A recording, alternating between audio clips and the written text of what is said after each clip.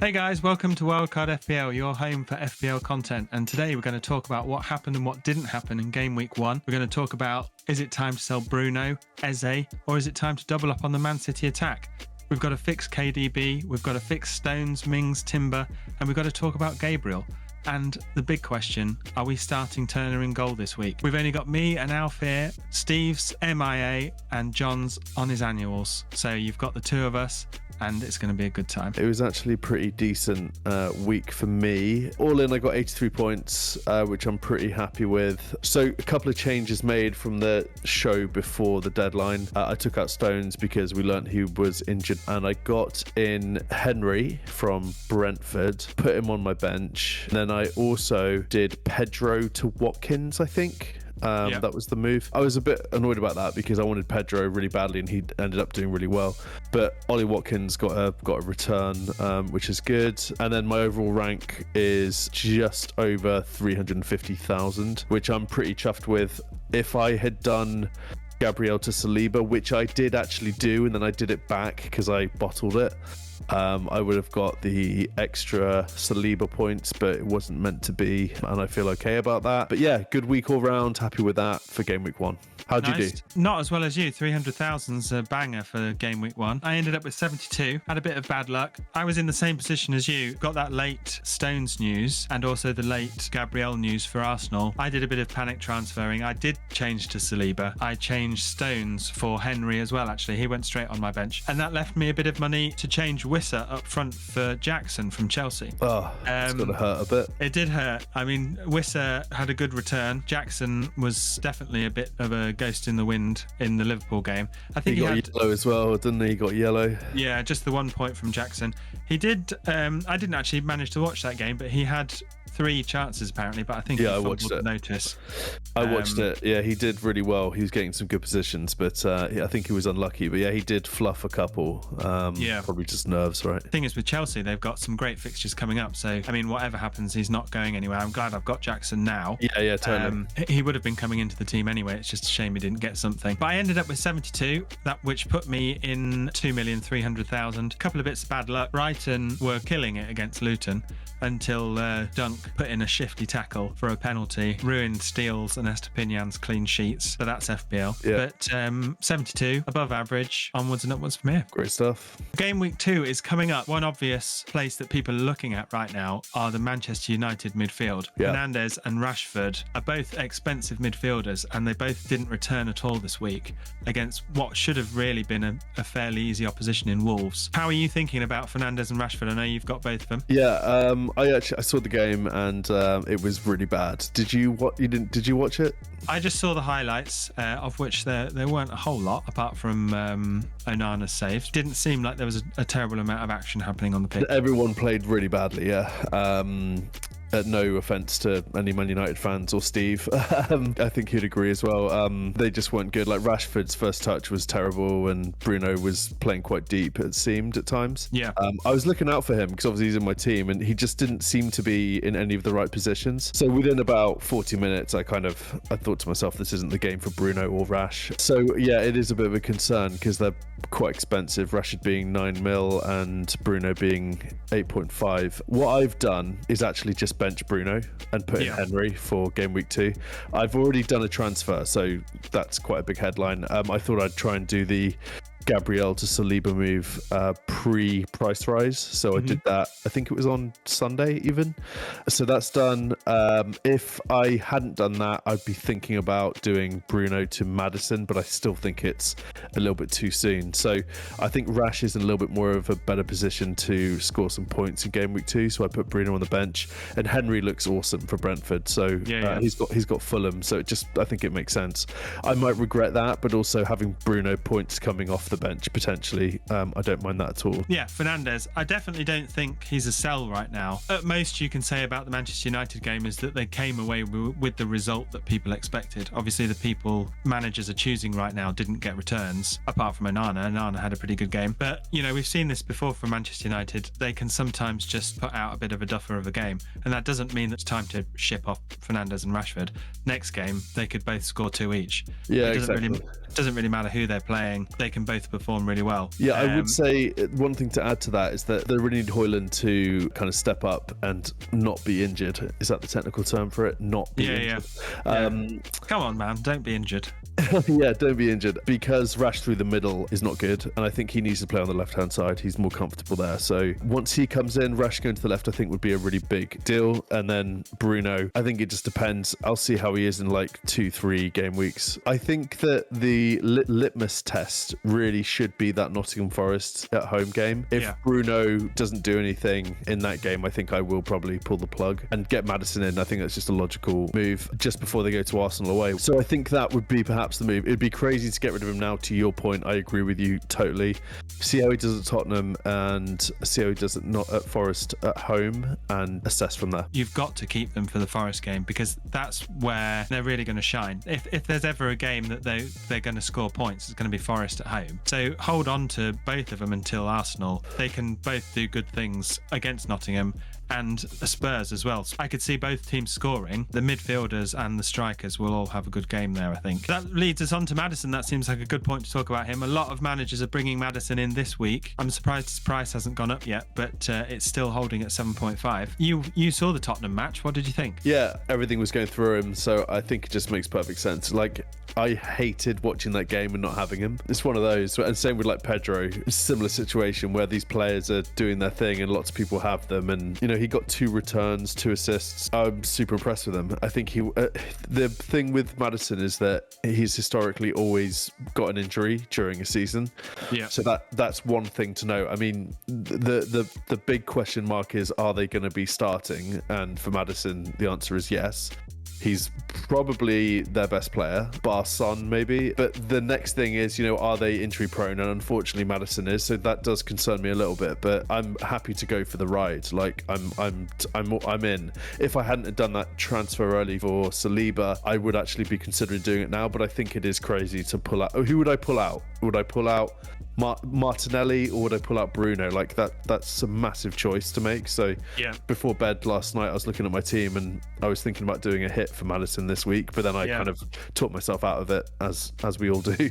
But really impressed with him. I'm looking forward to having him full time and for the long term as well. Yeah, absolutely. I think the good thing about Maddison, if he is injury prone, is that Spurs do have, after United, they have a really good run of 3 fixtures. Logic suggests that if you are an injury-prone player, the beginning of the season is potentially the safest time. If he does come into the team after United, game week 3, he's got Bournemouth, Burnley, and then Sheffield, which, I mean, he's gonna slap, isn't he? So at the moment, I'm thinking Martinelli for Maddison. I like that. I watched the Arsenal game, and Martinelli played really well, but it seemed to me like he was doing it all himself. There didn't seem to be many passes going into Martinelli, and him being in attacking positions, it seemed like he was making these crazy runs, getting into the box and nearly scoring or assisting or whatever, but he didn't seem to be part of a team. It was like one-man band, which is not necessarily going to happen every week. He's going to be reliant on people passing into him. He's going to be reliant on being a bit more integrated in the team. So maybe Martinelli's a good one to watch this week against Crystal Palace to see what he looks like. But yeah, at the moment, Martinelli to Maddison, game week 3. Arsenal have Fulham, Spurs have Bournemouth. In between game weeks 2 and 5, they're predicted very similar amount of points. Let's see how Maddison does against Man United. Could be a really good move. It's going to be one of those things where, I mean, Martinelli for me is one of the best FPL assets to have. Yeah, absolutely. Especially for the price. I do think that there is a bit of a challenge there in that it may be that whole thing where you get rid of Martinelli and then he scores a hat-trick the next game week. Like, that could be legitimately the thing that happens, just knowing this game. 2 really big factors are that Xhaka has just gone and he was like really big for the team, for the club and on the pitch. Gabriel got dropped. Partey was playing in defence. It was a really strange formation. Like, I've never seen Arsenal play in that formation before. First game of the season, new formation, Xhaka's not there. That, for me, getting a 2-1 was lucky because apart from a moment of brilliance from Saka and Martinelli's crazy assist, like, there wasn't really much else going on. And I just think you just got to give them a couple of weeks. I think in the next few game weeks that Martinelli will do really well. He should start, and that's the challenge. For me, I think I'd prefer to have Martinelli on the pitch versus Bruno because Martinelli's playing more attack and he's more of a talisman in terms of being an attacker. Bruno is playing quite deep. Bruno is obviously a talisman, like don't Don't get me wrong. Bruno versus Martinelli. Let's have a quick look. At the moment, it's Bruno on 22.9, Maddison on 21.5, and Martinelli on 20.6. So Martinelli is at the bottom for the next 4 game weeks. Yeah, but it's close between all 3 of them. There's only a point or 2 between the 3 of them. Maybe I could do the Martinelli. Yeah. But yeah, I mean, the thing is, you could do Martinelli, I could do Bruno. Yeah, the week that we're talking about bringing Maddison in, Spurs would have Bournemouth, United would have Forest, and Arsenal would have Fulham.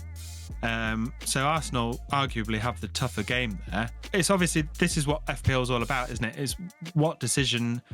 I mean, sometimes it is down to luck. If all 3 players are on expected points for the next 4 weeks of 22, and you think, you know what, I'm sticking with Martinelli because I love him, and then all of a sudden, like you say, he bangs in a hat trick out of nowhere, and then you look like a genius and everyone else looks like an idiot. And that's the whole game, isn't it? Okay, I've just done 2 to 9 just out of interest, and so Bruno expected points 45.9, then Rashford 45.9, so is Bruno.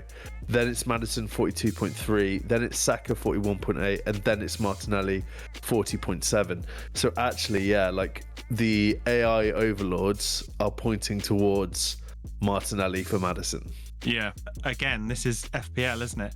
Martinelli could have an absolute banger, absolute banger, and then Maddison could have a stinker against United. I do think game week 2 is too early for Maddison, but I think certainly from game week 3 he's going to be in my team. He could do something against United.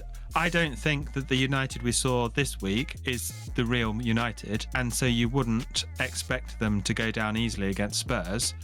That could be 2-2. Maddison could score both of them. Who knows? But it's nothing's guaranteed. Whereas Bournemouth, you would expect Tottenham to walk all over that game. You're absolutely right. I totally agree with you. So the move is keep your United assets and sell Martinelli before game week 3 for Maddison. Yeah, that's how it's looking to me at the moment. I mean, again, things might change. If Man United have a stinker, don't hold them, because if they've done 2 games in a row. Just keep one. And that's got to be Rashford for me, but yeah, Rashford over Bruno, I would say. And then you have a bit more money in the bank to play with. You've got $1 million then if you Bruno down to Maddison, and then all of a sudden you've got that money to spend elsewhere. It's a brave manager who doesn't stock up on Man United before a Nottingham Forest game at home. But yeah, this is how it all shakes out. One other question that a lot of people are asking right now is Eze. There's a lot of good 6.5 million midfielders out there like Mbeumo, Mitoma. Eze got no returns. Mitoma got an assist. Mbeumo came home with points in his pocket. Is Eze worth keeping right now? It's a good question. Just looking at predicted points again in between game weeks 2 to 9. Mbeumo 40.6. Eze's just behind him 37.7. And then it's Mitoma. I would be inclined to keep him. And I've said to Steve, who is very bullish on getting rid of him, and Steve, if you're listening to this, I think you need to reconsider. It's one of those things where he will be sold. He didn't return in the first game week, and everyone's going to start looking at selling him because that's the game. If your player's not doing well or your asset's not scoring points, then you're looking at someone else. You're looking at other players who are.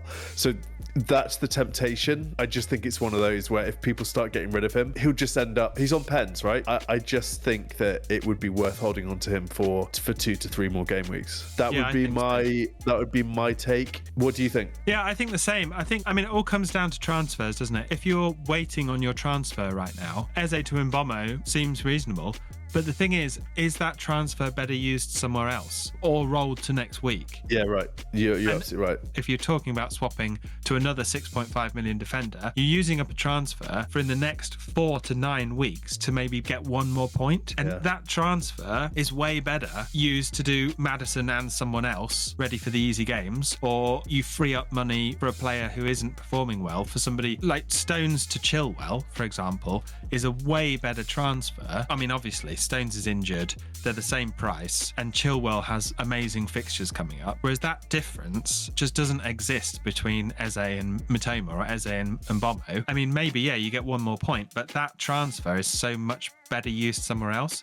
And if Eze continues to have numerous attacking opportunities in the game, some of those will return points. It's just this game didn't. We saw last season Eze constantly popped up in the points, and he will do the same again this season. And I don't think it's worth changing him for a player of the same price. I totally agree. Yeah, I think it's you've probably got other fires to put out, right?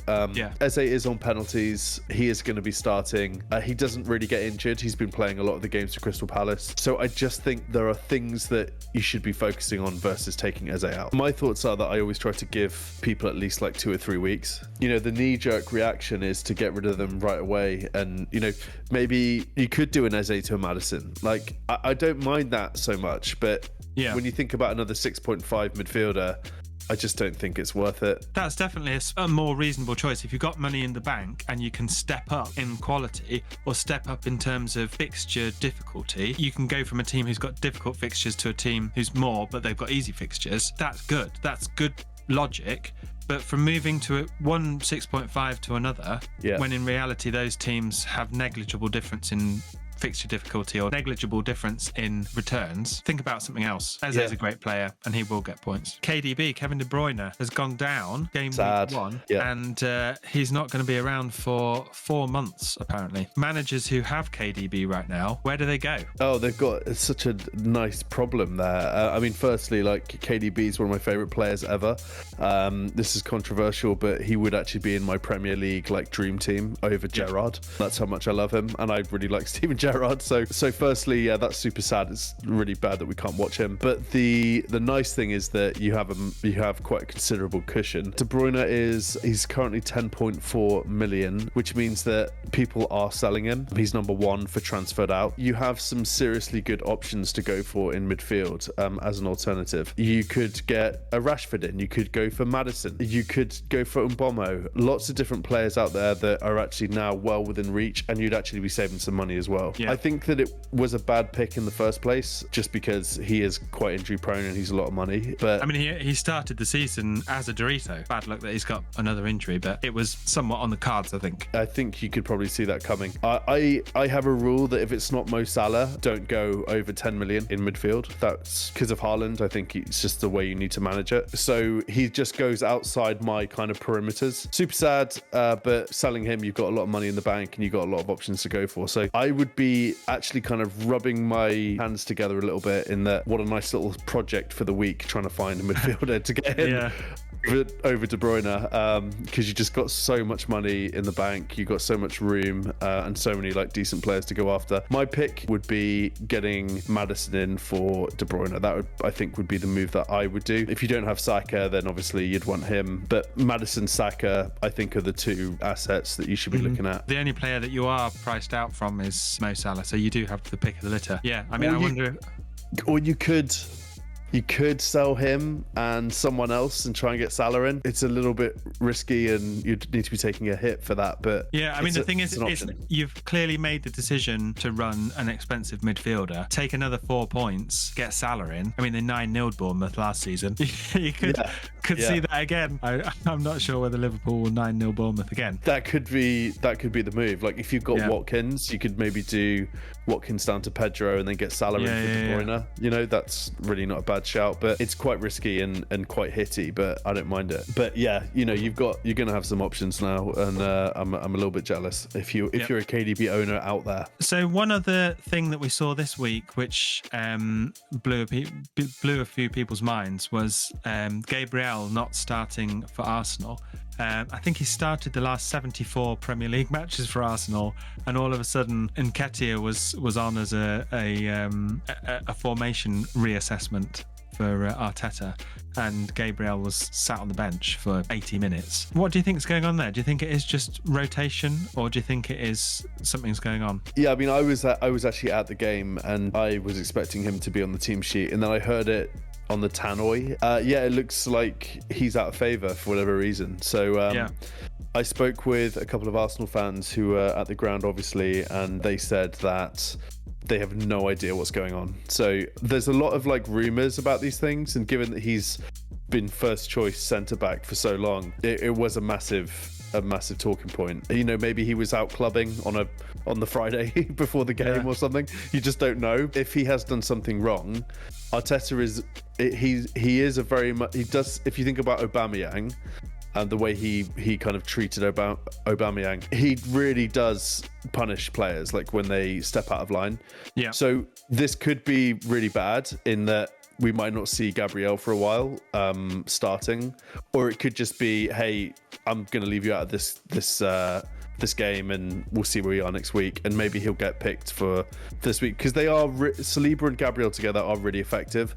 So Arteta's probably got that on his mind. It's tricky. I had Gabriel. I heard the news that he wasn't playing. I switched him to Saliba, and then with 2 minutes to go, I just thought to myself, I'm not going to do it, and switched him back, which was really dumb in hindsight. And now I've done the transfer to Saliba, so I'm annoyed about that myself. I just figured it's not worth the risk, and I don't have the bench. To fall back on. I need players who are going to be starting, so I did the switch to Saliba. But we'll see what happens.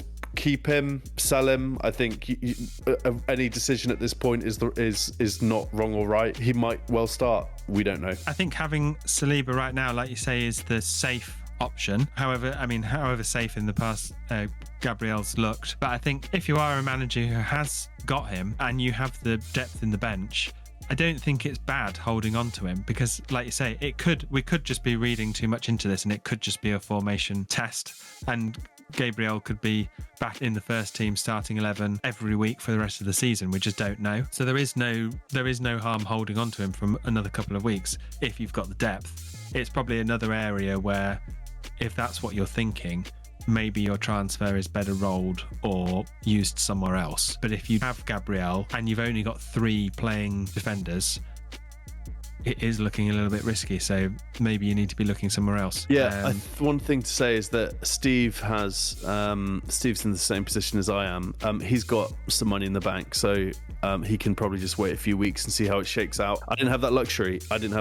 So I think that if you've got money in the bank, see how it shakes out. If you haven't, and you want to avoid a price decrease and also a price rise, because Saliba is supposed to be going up in price as well, then you probably want to make that decision sooner rather than later, and that's what I did. And then the last person we'll talk about is Isak from Newcastle. Obviously, Newcastle had an absolute banger, 5-1. Isak played a big part in that, and he is the number 1 transferred in player this week. Now, I think that's mad. I think that's insane. But 404,000 people disagree with me. I agree with you completely. I think it's crazy to transfer him in right before Man City. It doesn't make any sense. I think on top of that, Wilson and Isak are still not... They're not going to be playing every game together. Some games maybe 1, some games maybe 2. When it's 1, who knows who it's going to be? If you've brought in Isak for 7.5 million, now he's 7.6, and he sits on the bench, it looks like a bit of a duff move. Equally, if he plays and gets nothing against City, it's a wasted transfer. So it's high risk, isn't it? I don't get it myself. High risk. Yeah, and I do sometimes wonder who's playing this game. These crazy FPLers out there who are making rash decisions like that. Having said that, the pros of it are that they'll be getting him in before his price increases. They'll be getting him in before game week 6 when the fixtures get good. Exactly. But having said that, the predicted points between 2 and 9, he's in 4th place for forwards. Yeah. You're in for a bit of a ride. Like, to your point, Wilson could well start. So I just think it's super high risk. At least wait until after the Man City game. At least. If he scores 6 goals... Give him a chance against Liverpool. Exactly. If he scores 6 goals against Man City, then I'll probably do Watkins to Isak. But triple up on Newcastle. Exactly. But just high risk at this point. I wouldn't do it. Right. So with all that being said, let's talk about the teams that we're at the moment got on paper for game week 2. I have got Turner starting in goal this week. I've put Steele on the bench. not that Steele had a bad game against Luton. He didn't come away with a clean sheet, and Wolves, as we saw against United, they can be tricky. So Turner's going to get a run out against Sheffield. On the defensive lineup, I've got Chilwell, Estepinian and Akanji at the moment. That may change to Saliba. Akanji may not even play, so it may be Saliba one way or the other. But in midfield, I've got Matoma, Martinelli, Saka, Bruno and Rashford. Same lineup as last week.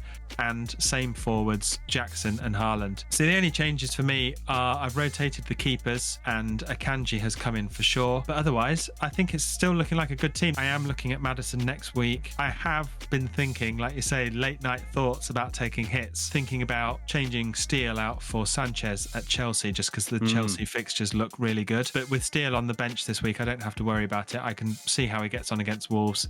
Maybe I'll keep him for the following week. I don't want to be taking hits this early in the season, but that is something I've been thinking about in my darkest of hours. But yeah, Turner's going to get a run out, and we'll see how it all shakes out. Do you want to take us through what you're thinking for Game Week 2, Alf? Yes, I do. Just like yourself, I got Turner in goal. I think it makes sense. I have Onana, who got 9 points against Wolves, which is world beater situations. Love that. They should have conceded as well, and I feel like the luckiest boy alive. So yeah, I'm going to go with Turner though, because he has Sheffield United at home. I think that Turner's going to get some save points in that, so I'm going to do it. Also Tottenham away for United is a tough one. Then the big news is that I have taken Bruno out. I've benched him to add Henry in defence. That's Estepinian, obviously. I have Saliba now, so I did Gabriel to Saliba. I have Chilwell, and then I have Henry in defence. Henry looked awesome against Spurs on the weekend.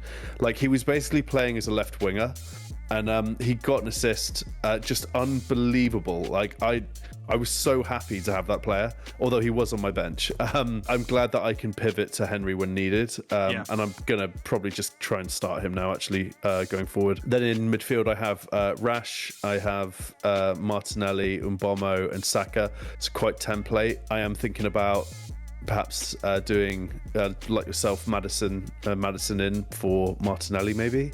Looks like that might be the move. And then I have up front Watkins against Everton, which I'm really excited about. He's on pens. And him and Diaby just look incredible. I do have my eye on Nico Jackson a lot as well. I just think he looks really good, and Nkunku's out. So I think that would be a really good perhaps move for me in the future if Watkins doesn't do very well. And then obviously the big man, robot, cyborg, Haaland up front as my captain. From a captain shout, just on that point, like, I think obviously Haaland makes sense. I've got my vice caps on Rashford at the moment, but I think I'll probably move that to Saka before the deadline. And then just two kind of bench holders for me. I've already mentioned Onana, Bruno on the bench. Bruno on the bench is tough, but I'm going with it. That might change pre-deadline, we'll see.